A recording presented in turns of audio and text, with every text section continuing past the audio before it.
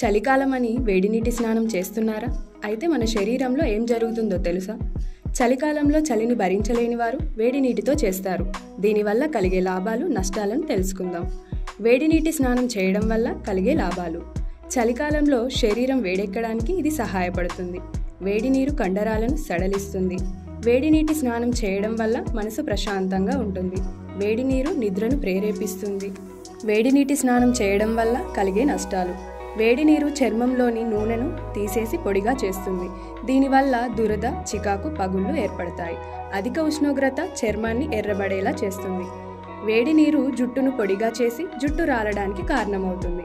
వేడి నీరు కండరాలను సడలిస్తుంది, కానీ అధికంగా వేడి నీటిని ఉపయోగించడం వల్ల కండరాలు బిగుతుగా మారి నొప్పులు వస్తాయి. వేడి నీటి స్నానం వల్ల గుండెకు సంబంధించిన సమస్యలు ఉన్నవారికి అధిక రక్తపోటు వచ్చే ప్రమాదం ఉంది. చాలా వేడి నీరు కాకుండా గోరువెచ్చని నీరు స్నానానికి ఉపయోగించడం మంచిది. అధిక సమయం వేడి నీటిలో ఉండొద్దు.